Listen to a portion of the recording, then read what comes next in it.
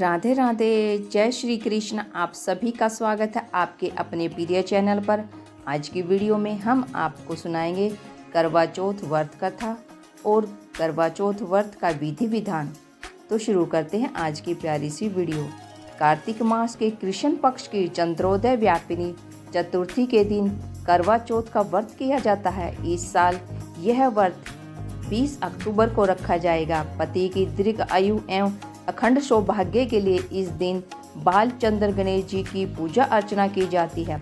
करवा चौथ में गणेश चतुर्थी के व्रत की तरह दिन भर उपवास रखा जाता है। रात में चंद्रमा को अर्घ देने के बाद ही भोजन या फलाहार का विधान है। यह व्रत सौभाग्यवती महिलाएं अपने परिवार की परंपरा के अनुसार करती हैं। इस व्रत को 12 या 16 वर्ष तक लगातार किया जाता है। इसके बाद इसका उद्यापन भी किया जाता है।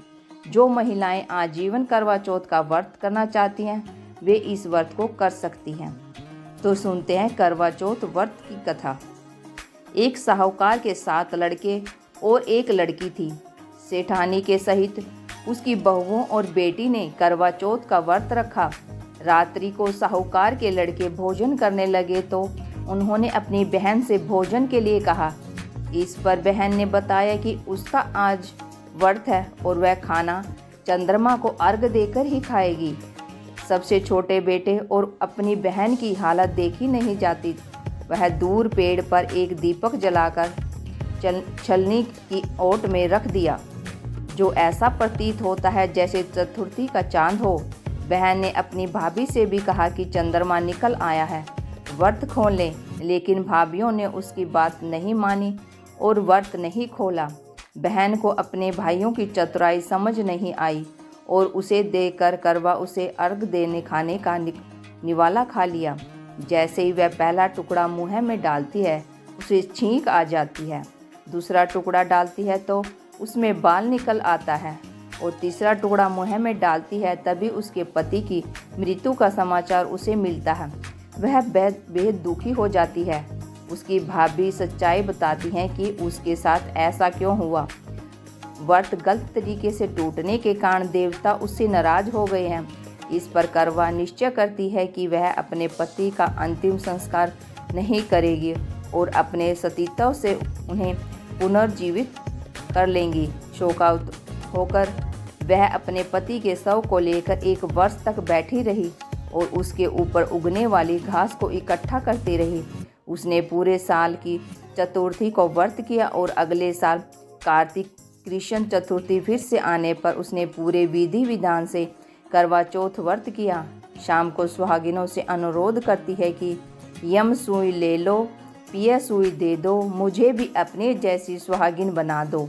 इसके फलस्वरूप करवा माता और गणेश जी के आशीर्वाद से उसका पति पुनर्जीवित हो जाता है। जैसे गणपति और करवा माता ने उसकी सुनी वैसे सबकी सुने, सभी सुहागन अमर हों। इसी कथा को कुछ अलग तरह से सभी व्रत करने वाली महिलाएं पढ़ती हैं और सुनती हैं।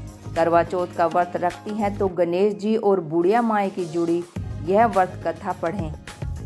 पौराणिक कथा के अनुसार एक बार गणेश जी अपने दोनों हाथों में 2 कटोरियां लिए पृथ्वी पर भ्रमण कर रहे थे। एक कटोरी में दूध था तो वही दूसरी कटोरी में कच्चे चावल थे। लेकिन गणेश जी के पास दोनों कटोरी बहुत छोटी थी, इसमें बहुत थोड़ा दूध और चावल थे।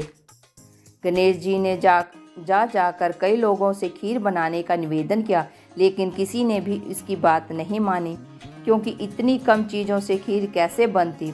आखिर में गणेश जी एक बुढ़िया यानी कि बूढ़ी माई के घर पहुँचे और उनसे प्रार्थना करने लगे कि खीर बना लें। बूढ़ी अम्मा मान गई और गणेश जी से दोनों कटोरी मांगने लगी। तब गणेश जी ने बूढ़ी अम्मा से एक बड़ा बर्तन लाने को कहा।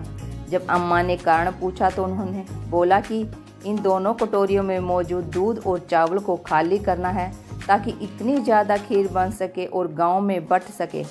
बूढ़ी अम्मा चौंक गई और बोली कि यह तो संभव ही नहीं, इतने थोड़े से दूध और चावल से बड़ा बर्तन भर जाए। लेकिन गणेश जी के कहने पर वह 2 बड़े बड़े बर्तन ले आए और उसमें चावल और दूध डाल दिया।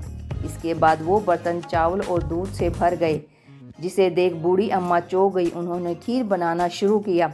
बूढ़ी अम्मा खीर बनाकर बाहर गांव वालों को बुलाने के लिए जाने लगी और गणेश जी से बोली कि आप नहा लीजिए, इसके बाद आपको भोग लगाकर ही गांव में खीर बांटूंगी।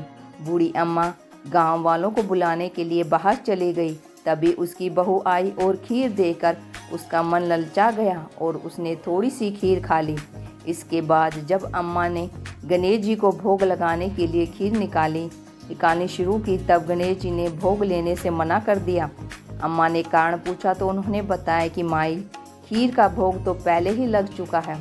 गणेश ने बताया कि खीर किसी और ने नहीं बल्कि उसकी बहू ने खाई है। यह जानकर अम्मा दुखी हो गई। तब श्री गणेश जी ने समझाया कि खीर नवजात बालक ने खाई है। गर्भ में पल रहे बालक या गर्भवती माँ द्वारा खीर खा लेने से एक प्रकार से भोग गणेश जी को ही लगा है, क्योंकि गर्भवती महिला या गर्भ में पल रहा बालक सबसे शुद्ध और पवित्र माना जाता है। तब कहीं जाकर बूढ़ी अम्मा संतुष्ट हुई और गांव के सभी लोगों को खीर खिलाई। साथ ही गणेश जी ने भी भोग लगाया। व्रत रखने वाली सभी महिलाएं विशेष ध्यान रखें। व्रत खोलने से पहले भोजन की पहली थाली अपने घर के किसी बड़े बुजुर्ग के लिए निकालें। भोजन के साथ कोई विशेष उपहार अवश्य दें। यदि आपके घर में कोई बड़ा बुजुर्ग नहीं है तो ये भोजन आप किसी पंडित या पंडिताइन को भी दे सकते हैं। अगर कोई पंडित या पंडिताइन भी आपके आसपास नहीं है तो किसी भिखारी को भोजन अवश्य कराएं और उसकी ज़रूरत का सामान उसे भेंट करें। इसके बाद अपना व्रत खोलें। व्रत रखने वाली सभी महिलाओं को करवा चौथ की हार्दिक शुभकामनाएं। सौभाग्यवती स्त्रियों का सौभाग्य अखंड रहे और कुंवारी कन्याओं को उनके मनपसंद वर मिले। इसी के साथ करवा चौथ व्रत रखने वाली सभी महिलाएं 16 श्रृंगार अवश्य करें। बिना श्रृंगार यह व्रत अधूरा माना जाता है। इस दिन काला, नीला या सफ़ेद कुछ भी पहनने से बचना चाहिए। इस दिन लाल और पीले रंग के वस्त्र पहनना अत्यधिक लाभकारी होता है। करवा चौथ का दिन अत्यंत शुभ व पवित्र माना गया है, इसलिए इस दिन लहसुन, प्याज, मांस या शराब जैसे तामसिक खाद्य पदार्थों का सेवन करने से बचना चाहिए। करवा चौथ पर बनी आज की वीडियो आपको कैसी लगी? अगर अच्छी लगी है तो वीडियो को लाइक करें, शेयर करें और चैनल को सब्सक्राइब करके बेल आइकन अवश्य दबा लें ताकि हर वीडियो की अपडेट आप तक पहुंचती रहे। Thank you for watching my video. जय हिंद, जय भारत, जय श्री कृष्णा, राधे राधे।